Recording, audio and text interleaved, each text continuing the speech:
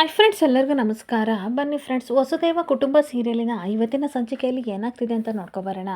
ಅದಕ್ಕೂ ಮುಂಚೆ ಯಾರೆಲ್ಲ ನನ್ನ ವಿಡಿಯೋ ನೋಡ್ತಾ ಇದ್ದೀರಾ ಅವರೆಲ್ಲ ಪ್ಲೀಸ್ ಪುಟ್ಟದೊಂದು ಲೈಕ್ ಮಾಡಿ, ಹಾಗೆ ಫಾಲೋ ಮಾಡೋದನ್ನ ಮರಿಬೇಡಿ. ಬನ್ನಿ ಸ್ಟಾರ್ಟ್ ಮಾಡೋಣ. ಫ್ರೆಂಡ್ಸ್, ಮೊದಲಿಗೆ ಸ್ವಾತಿ ಹತ್ರ ಹೇಳ್ಕೊತಾ ಇರ್ತಾನೆ, ಚಂದ ನಾನು ಮನೆ ಹತ್ರ ಹೋದೆ, ಆದರೆ ನಾನು ಹೋಗೋಷ್ಟೊತ್ತಿಗೆ ಅವ್ರ ಮನೇಲಿ ಲಾಕ್ ಆಗಿತ್ತು. ನನಗಂತೂ ಸಿಕ್ಕಾಪಟ್ಟೆ ಶಾಕ್ ಆಯಿತು.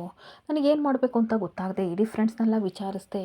ಹಾಗೆ ಅವ್ರ ಅಪ್ಪ ಅಮ್ಮನ ಇಡೀ ಬೆಂಗಳೂರನ್ನೆಲ್ಲ ಗಲ್ಲಿ ಗಲ್ಲಿಲಿ ಹುಡುಕ್ತೆ. ಎಲ್ಲಿ ಹುಡುಕಿದ್ರು ಸಹ ಅವಳು ಸುಳಿವೇ ಸಿಗಲಿಲ್ಲ ಅಂತ ಕಣ್ಣೀರು ಹಾಕ್ಕೊಂಡು ಹೇಳ್ತಾ ಇರಬೇಕಾದ್ರೆ ಸ್ವಾತಿಗಂತೂ ಸಿಕ್ಕಾಪಟ್ಟೆ ಬೇಜಾರಾಗ್ತಾ ಇರುತ್ತೆ.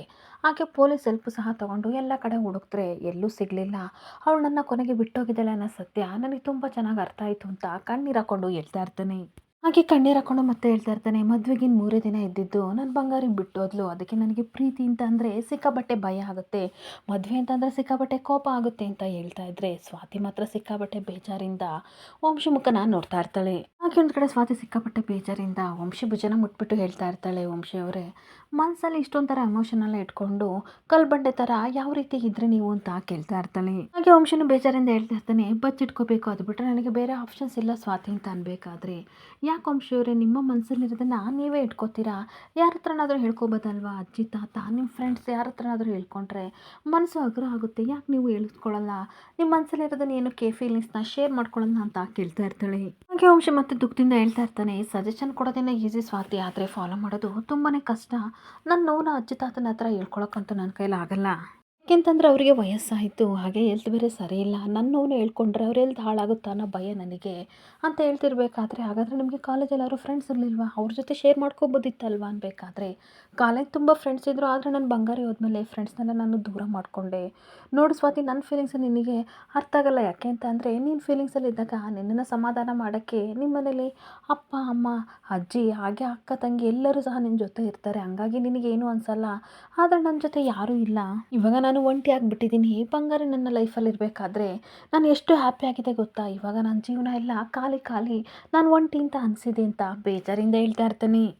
ಹಾಗೆ ಒಳಗಡೆ ನನ್ನ ಬಾಡಿ ಫುಲ್ಲು ಶಿವರಿಂಗ್ ಬಂದಿದೆ ಸ್ವಾತಿ ಅಂತ ಅನ್ಬೇಕಾದ್ರೆ, ನಿಜವಾಗ್ಲೂ ನೀವು ನಡ್ಕೊಳ್ಳೋದನ್ನು ನೋಡಿ ನಿಮ್ಮ ಮನಸ್ಸು ತುಂಬ ಹೊರಟು ಅಂತ ಅಂದ್ಕೊಂಡಿದ್ದೆ. ಆದರೆ ನಿಜವಾಗ್ಲೂ ಎಷ್ಟು ಒಳ್ಳೆ ಮನಸ್ಸು ಗೊತ್ತಾ ನಿಮ್ಮದು ಅಂತ ಅನ್ಬೇಕಾದ್ರೆ, ನನ್ನ ದುಃಖ ನನ್ನನ್ನು ಈ ರೀತಿ ಮಾಡಿದೆ ಸ್ವಾತಿ ಅಂತ ಕಣ್ಣೀರು ಹಾಕ್ಕೊಂಡು ಹೇಳ್ತಾ ಇರ್ತಾನೆ. ಹಾಗೆ ಏನು ಗೊತ್ತಾ ಸ್ವಾತಿ, ನಮಗೆ ದುಃಖ ಆದಾಗ ಮೊದಲು ನಾವು ಹೋಗೋದೆ ಅಮ್ಮನ ಮಡಿಲು. ಅಮ್ಮನ ಮಡಿನಲ್ಲಿ ಮಲ್ಕೊಂಡ್ರೆ ಅಮ್ಮ ನಮ್ಮನ್ನು ತಲೆ ಸವರಿದ್ರೆ ನಿಜವಾಗ್ಲೂ ಸ್ವರ್ಗನೇ ನಮ್ಮ ಕೈಗೆ ಸಿಕ್ಕೋಷ್ಟಾಗುತ್ತೆ. ಏನೇ ಕಷ್ಟ ಬಂದರೂ ನಾವು ಫೇಸ್ ಮಾಡ್ತೀವಿ ಅನ್ನೋ ಧೈರ್ಯ ನಮಗೆ ಬರುತ್ತೆ. ಆದರೆ ಏನು ಮಾಡೋದು ಸ್ವಾತಿ, ನನಗೆ ಅಮ್ಮನೇ ಇಲ್ಲ. ನಾನು ಚಿಕ್ಕ ವಯಸ್ಸಲ್ಲಿ ಇರಬೇಕಾದ್ರೆ ಅಮ್ಮನ ಕಳ್ಕೊಂಡ್ಬಿಟ್ಟೆ ಸ್ವಾತಿ. ಅದರಲ್ಲೂ ಸಹ ನನ್ನ ಬಂಗಾರಿ ಹೋದ್ಮೇಲಂತೂ ನಾನು ಕುಗ್ಗೋಗ್ಬಿಟ್ಟೆ. ಎಷ್ಟು ದಿನ ನಾನು ನಿದ್ದೆ ಇಲ್ಲ ಊಟ ಎಲ್ಲ ಬಿಟ್ಟಿದ್ದೀನಿ ಗೊತ್ತಾ? ಅಮ್ಮ ಇದ್ದಿದ್ರೆ ಅಮ್ಮನ ಜೊತೆ ಸುಖ ದುಃಖ ಎಲ್ಲನೂ ಶೇರ್ ಮಾಡ್ಕೋತಿದ್ದೆ ಅಂತ ಹೇಳ್ತಿರ್ಬೇಕಾದ್ರೆ ಸ್ವಾತಿಗಂತೂ ಸಿಕ್ಕಾಬಟ್ಟೆ ಕಣ್ಣೀರು ಬರ್ತಾ ಇರುತ್ತೆ. ಹಾಗಿದ್ರಿಂದ ಆಚೆ ಬರೋಕ್ಕೆ ಎಷ್ಟು ಕಷ್ಟಪಟ್ಟಿದ್ದೀನಿ ಗೊತ್ತಾ ಸ್ವಾತಿ? ಮೊದಲು ನಮ್ಮ ಅಪ್ಪ ಅಮ್ಮನ ಕಳ್ಕೊಂಡೆ, ಆಮೇಲೆ ಅವಳನ್ನ ಕಳ್ಕೊಂಡೆ. ನನ್ನ ಲೈಫಲ್ಲಿ ಖುಷಿಯಾಗಿರೋಕ್ಕೆ ಯಾವುದೇ ರೀಸನ್ ನನ್ನ ಹತ್ರ ಇಲ್ಲ ಅಂತ ಬೇಜಾರಿಂದ ಹೇಳ್ತಾ ಇರ್ತೀನಿ. ಹಾಗೆ ಅಪ್ಪ ಅಮ್ಮನ ಕಳ್ಕೊಂಡ್ಮೇಲೆ ಲೈಫೇ ಬೇಡ ಅಂತ ಅಂದ್ಕೊಂಡಿದ್ದೆ. ಆದರೆ ನನ್ನ ಬಂಗಾರಿ ಬಂದಮೇಲೆ ನನ್ನ ಲೈಫಲ್ಲಿ ಹೊಸ ಚೈತನ್ಯ ಬಂತು ನನಗೆ. ಅವಳ ಜೊತೆ ಹಾಗಿರಬೇಕು, ಖುಷಿಯಾಗಿರಬೇಕು, ನನ್ನ ಲೈಫ್ನ ಬ್ಯೂಟಿಫುಲ್ಲಾಗಿ ಇಟ್ಕೋಬೇಕಂತ ಏನೇನೋ ಆಸೆ ಪಟ್ಟೆ. ಆದರೆ ನನ್ನ ಜೀವನದಲ್ಲಿ ಏನೇನೋ ಆಗೋಯ್ತು ಅಂತ ಅಂದಾಗ ನೋಡಿ ವಂಶವ್ರೆ, ನಿಮ್ಮ ದುಃಖ ನನಗೆ ಅರ್ಥ ಆಗುತ್ತೆ. ನೀವೇಗ ಅಮ್ಮ ಇಲ್ಲ ಅಂತ ನೋವು ಪಡ್ತಿದ್ದೀರೋ, ದುಃಖ ಪಡ್ತಿರೋ, ಆದರೆ ನನಗೂ ಸಹ ಅಪ್ಪ ಇಲ್ಲ ಅಂತ ಅಷ್ಟೇ ದುಃಖನ ನಾನು ಪಡ್ತಾ ಇದ್ದೀನಿ ಅಂತ ಹೇಳ್ತಾ ಇರ್ತಾಳೆ. ಹಾಗೆ ನನಗೆ ಖುಷಿ ಆದಾಗ ಬೇಜಾರಾದಾಗ ಎಲ್ಲನೂ ಸಹ ನಮ್ಮ ಅಪ್ಪನ ಹತ್ರ ಶೇರ್ ಮಾಡ್ಕೋಬೇಕಂತ ಆಸೆ ಆಗುತ್ತೆ. ಆದರೆ ಮೊದಲಿನ ಥರ ನನಗೆ ಖುಷಿಯಾಗಿ ಇವಾಗ ಇರೋಕ್ಕೆ ಆಗಲ್ಲ ನೋಡಿ ಅಂತ ಕಣ್ಣೀರು ಹಾಕ್ಕೊಂಡು ಹೇಳ್ತಾ ಇರ್ತಾಳೆ. ಹಾಗೆ ನಮಗೆ ಯಾವುದಕ್ಕೂ ಪಡ್ಕೊಬಂದಿರಬೇಕು ಅದೃಷ್ಟನೇ ಇಲ್ಲ ಬಿಡಿ ಅಂತ ಅಂದ್ಬಿಟ್ಟು, ನೋಡಿ ವಂಶವ್ರೆ, ನಿಮ್ಮ ಮನಸ್ಸಲ್ಲಿ ಇರೋದನ್ನೆಲ್ಲ ನನ್ನ ಹತ್ರ ಹೇಳ್ಕೊಂಡ್ರಲ್ಲ, ನಿಮ್ಮ ಮನಸ್ಸು ಖಂಡಿತ ಹಗುರವಾಗಿರುತ್ತೆ. ನಾಳೆ ಅಷ್ಟೊತ್ತಿಗೆ ನೀವೆಷ್ಟು ರಿಕವರಿ ಆಗ್ತೀರಾ ಅಂತ ಹೇಳ್ತಾ ಇರ್ತಾಳೆ. ಹಾಗೆ ಇನ್ನೊಂದು ಕಡೆ ಭವಾನಿ ಅಜ್ಜಿ ಫಾರ್ಮ್ ಹೌಸಲ್ಲಿರೋ ಕೆಲಸದವನಿಗೆ ಕಾಲ್ ಮಾಡಿ ವಿಚಾರಿಸ್ಕೊತಾ ಇರ್ತಾರೆ, ವಂಶಿ ಸ್ವಾತಿ ಹೇಗಿದ್ದಾರೆ ಅಂತ ಅಂದಾಗ, ಅಮ್ಮವರು ಸರು ತುಂಬ ಚೆನ್ನಾಗಿದ್ದಾರೆ ಅಂತ ಅಂದಾಗ, ಕಿತ್ತಾಡಲ್ಲ ತಾನೆ ಅಂತ ಅಂದಾಗ, ಇಲ್ಲಪ್ಪ ಕಿತ್ತಾಡಲ್ಲ ಅಂತ ಹೇಳ್ತಾ ಇರ್ತಾನೆ. ಅಯ್ಯೋ ಆಗಲ್ಲ ಕಣೋ, ರೂಮಲ್ಲಿದ್ದಾಗ ಏನಾದರೂ ಅವರು ಕಿತ್ತಾಡ್ತಾರೋ ಚೆನ್ನಾಗಿರ್ತಾರೋ ನೋಡು, ಎಲ್ಲರ ಮುಂದೆ ಪ್ರೀತಿ ಇರೋ ರೀತಿ ಇರ್ತಾರೆ, ಅಬ್ಸರ್ವ್ ಮಾಡು ಅಂತ ಅಂದಾಗ, ಹೋಗಿ ಅಮ್ಮರೇ ಆ ರೀತಿ ಎಲ್ಲ ಮಾಡೋಕ್ಕೆ ಹೋದರೆ ಸರ್ ನನ್ನನ್ನು ತುಳಿದಾಕ್ಬಿಡ್ತಾರೆ, ನಾನು ಹಂಗೆಲ್ಲ ಮಾಡೋಕ್ಕಾಗಲ್ಲ ಅಂದಾಗ, ತಲೆರಟೆ ಥರ ಮಾಡಬೇಡ, ನಾನು ಹೇಳಿದ ಕೆಲಸನ ಮಾಡು. ಒಂದು ವೇಳೆ ನೀನು ಸಿಗಾಕೊಂಡ್ರು ಸಹ ವಂಶಿಗೆ ಹೇಳಿ ನಾನು ಹೇಗೋ ಮ್ಯಾನೇಜ್ನ ಮಾಡ್ತೀನಿ. ಅವರಿಬ್ಬರು ಯಾವ ರೀತಿ ಇದ್ದಾರೆ, ಪ್ರೀತಿಯಿಂದ ಇದ್ದಾರೆ, ಅದನ್ನೆಲ್ಲ ನೋಡಿ ನನಗೆ ತಿಳಿಸ್ಬೇಕು ಅಂತ ಅಜ್ಜಿ ಹೇಳ್ತಾ ಇರ್ತಾರೆ. ಹಾಗೆ ಇನ್ನೊಂದು ಕಡೆ ಸ್ವಾತಿ ಒಬ್ಬಳೇ ಯೋಚನೆ ಮಾಡ್ತಾ ಇರ್ತಾಳೆ, ವಂಶವನ್ನು ನಾನು ಕಲ್ಬಂಡೆ ಅಂತ ಅಂದ್ಕೊಂಡಿದ್ದೆ, ಆದರೆ ಅವ್ರ ಲೈಫಲ್ಲಿ ಯಾವ ರೀತಿ ಎಲ್ಲ ಆಗಿದೆ, ಹಾಗಾಗಿ ಮನಸ್ಸನ್ನು ಕಲ್ ಮಾಡ್ಕೊಂಡಿದ್ದಾರೆ. ಇಷ್ಟೋ ಒಂದು ಬ್ಯಾಡ್ ಇನ್ಸಿಡೆನ್ಸ್ ಅವ್ರ ಲೈಫಲ್ಲೆಲ್ಲ ನಡೆದಿದೆ, ಆದರೂ ನಾನು ಸಿಕ್ಕಾಪಟ್ಟೆ ಅವ್ರನ್ನ ಕಾಡಿಸ್ಬಿಟ್ಟೆ ಅಂತ ಅನ್ನಿಸ್ತಿದೆ. ಆದರೂ ಈ ವಿಷಯ ಎಲ್ಲ ನನ್ನ ಹತ್ರ ಹೇಳ್ಕೊಬೇಕಿತ್ತಲ್ವ, ಆಗಲೇ ಅಲ್ವ ನಾನು ಅವ್ರನ್ನ ಅರ್ಥ ಮಾಡ್ಕೊಳಕ್ಕಾಗ್ತಿದ್ದು ಅಂತ ಯೋಚನೆ ಮಾಡ್ತಾ ಇರ್ತಾಳೆ. ಅವ್ಳು ಇವಾಗಾದರೂ ನನ್ನ ಹತ್ರ ಎಲ್ಲ ಶೇರ್ ಮಾಡ್ಕೊಂಡ್ರಲ್ಲ ಅದೇ ನನಗೆ ಸಮಾಧಾನ ಅಂತ ಯೋಚನೆ ಮಾಡ್ತಿರ್ಬೇಕಾದ್ರೆ ಸಡನ್ನಾಗಿ ವಂಶಿ ಬಂದು ಡೋರ್ ಲಾಕ್ ಮಾಡಿಬಿಟ್ಟು ಸಡನ್ನಾಗಿ ಅವಳು ಕೈ ಇಟ್ಕೊಂಡ ತಕ್ಷಣ ಏನ್ರಿ ಮಾಡ್ತಾ ಇದ್ದೀರಾ, ನನ್ನನ್ನೇನು ಬಂಗಾರಿ ಅಂತ ಅಂದ್ಕೊಂಡಿದ್ದೀರಾ ಅಂತ ಅನ್ಬೇಕಾದ್ರೆ ಏನೋ ನಿನ್ನನ್ನು ಬಂಗಾರಿ ಅಂತ ಅನ್ಕೊಳಕ್ಕಾಗುತ್ತಾ, ಅವಳೊಂಥರ ಹೂ ಥರ ನೀನೊಂಥರ ಹಾವು ಥರ, ನೀನೆಲ್ಲಿ ಅವಳಲ್ಲಿ ಅಂತ ಟೀಸ್ ಮಾಡ್ತಾ ಇರ್ತಾನೆ. ಹಾಗೆ ಸ್ವಾತಿನೂ ಸಹ ಹೇಳ್ತಾ ಇರ್ತಾಳೆ, ಏನೇನು ಬಿಲ್ಡಪ್ ಸಾಕು, ನಿಮ್ಮ ಹುಡುಗಿ ಒಬ್ಬಳೆ ಊರಿಗೆ ಪದ್ಮಾವತಿ ಅನ್ನೋ ರೀತಿ ಬಿಲ್ಡಪ್ ಕೊಡ್ಕೋಬೇಡ್ರಿ, ನಾವೇನು ಕಮ್ಮಿ ಇಲ್ಲ, ತುಂಬ ಅವನ ಮೇಂಟೈನ್ ಮಾಡ್ತಿದ್ವಿ, ವಾರಕ್ಕೊಂದು ಲವ್ ಲೆಟ್ರ್ ಬರ್ತಿತ್ತು ಗೊತ್ತಾ ಅಂತ ಹೇಳ್ತಾ ಇರ್ತಾಳೆ.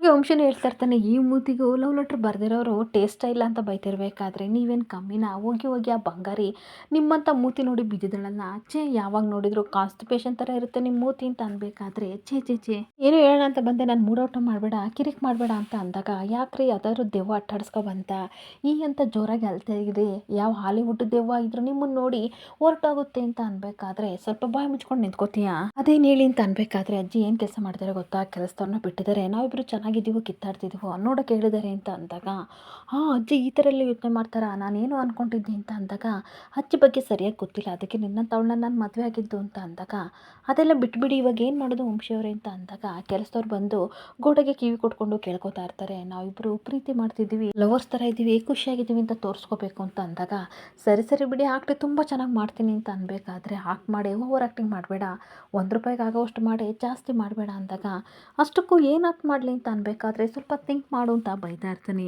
ಹಾಗೆ ಸ್ವಾತಿ ಸ್ವಲ್ಪ ಹೊತ್ತು ಯೋಚನೆ ಮಾಡಾದ್ಮೇಲೆ ಡ್ಯೂಯೆಟ್ ಸಾಂಗಿಗೆ ಡ್ಯಾನ್ಸ್ ಮಾಡೋಣ ಅಂತ ಅನ್ಬೇಕಾದ್ರೆ ನಿನ್ನ ಜೊತೆ ಅಚ್ಚಿ ಅಂತ ವಂಶ ಅಂತಿರ್ಬೇಕಾದ್ರೆ ಏನು ಇವರೊಬ್ರು ದೊಡ್ಡ ಮನ್ಮಥ ರಾಜ, ನಾನು ಡ್ಯೂಯೆಟ್ ಆಡೋಕ್ಕೆ ಕಾಯ್ತಾ ಇದ್ದೀನಿ ಅಂತ ಅನ್ಬೇಕಾದ್ರೆ ಛೇ ಅದನ್ನೆಲ್ಲ ಬಿಟ್ಬಿಟ್ಟು ಅದೇನು ಸರಿಯಾಗಿ ಹೇಳೆ ಅಂತ ಅಂದಾಗ ನೀನು ಹೇಳಿ ಬೇಗ ಸಾಯಿ ಅಂತ ಅನ್ಬೇಕಾದ್ರೆ ಇನ್ನು ಹತ್ತಿರ ಹತ್ತಿರ ಬರುವೆಯಾ ಅಂತ ಅಂದಾಗ ಹತ್ರ ಬರ್ತಾ ಇರ್ತಾನೆ, ಹತ್ರ ಬರಬೇಡಿ ಕಣ್ರಿ ಅಣ್ಣವ್ರ ಸಾಂಗು ಕೇಳಿದ್ದೀರಾ ನೋಡಿದ್ದೀರಾ ಅಂತ ಅಂದಾಗ ನೋಡಿದ್ದೀನಿ ಕೇಳಿದ್ದೀನಿ ಏನೇ ಅಂತ ಅಂದಾಗ ಹೇಗಿದ್ರು ಅವರು ಗೋಡೆಗೆ ಕಿವಿ ಕೊಟ್ಕೊಂಡು ಕೇಳಿಸ್ಕೊಂಡು ಹೋಗ್ತಾರಲ್ಲ, ಇದಕ್ಕೆ ಈ ರೀತಿ ನಾವು ಡ್ಯಾನ್ಸ್ ಮಾಡ್ಕೊಂಡು ಅವ್ರನ್ನ ನಂಬ್ಸೋಣ ಅಂತ ಅಂದಾಗ ಪರವಾಗಿಲ್ಲ ಕಣೆ ಒಳ್ಳೆ ಐಡಿಯಾನ ಕೊಟ್ಟೆ, ನಾನು ಅಂದ್ಕೊಂಡಿದ್ದೆ ನೀನು ಬ್ರೈನಲ್ಲಿ ಲಾಕರ್ಲ್ಲಿ ಇಟ್ಬಿಟ್ಟು ಊರೆಲ್ಲ ಸುತ್ತಾಡ್ತಿದ್ದೀಯಾ ಅಂದ್ಕೊಂಡಿದ್ದೆ, ಈ ತಲೆ ಒಳಗೆ ಒಂದು ಪೈಸೆ ಬುದ್ಧಿನೂ ಸಹ ಇದೆ ಅಂತ ಟೀಸ್ ಮಾಡ್ತಾ ಇರ್ತಾನೆ. ಹಾಗೆ ಪರವಾಗಿಲ್ಲ ಕಣೆ ಇಲ್ಲಿ ಬರಬೇಕಾದ್ರೆ ನಿನ್ನ ಬ್ರೈನ್ನ ತಗೊಬಂದಿದ್ದೀಯಾ ಅಂತ ಅಂದಾಗ ಇವಾಗೇನು ಬರ್ತೀರಾ ಇಲ್ಲೋ ಡ್ಯೂಯೆಟ್ ಆಡೋಕ್ಕೆ ಅಂತ ಕಿರ್ಚಾಡ್ತಿರ್ಬೇಕಾದ್ರೆ ನಿಧಾನ ಕಣೆ ಮೆಲ್ಲಗೆ ಮಾಡಿ ಅಂದಾಗ ಸರಿ ಸರಿ ಇದೇ ವಾಯ್ಸ್ನ ಇಟ್ಕೋಬೇಕು, ಸರಿ ಆಯಿತು ಬನ್ನಿ ಅಂತ ಅನ್ಬೇಕಾದ್ರೆ ಅಷ್ಟೊತ್ತಿಗೆ ಕೆಲಸದವ್ರು ಇಬ್ಬರೂ ಸಹ ಡೋರ್ ಹತ್ರ ಬಂದು ಕಿವಿ ಕೊಟ್ಕೊಂಡು ಏನು ಮಾಡ್ತಿರ್ಬೋದು ಅಂತ ಕೇಳ್ಕೊತಾ ಇರ್ತಾರೆ.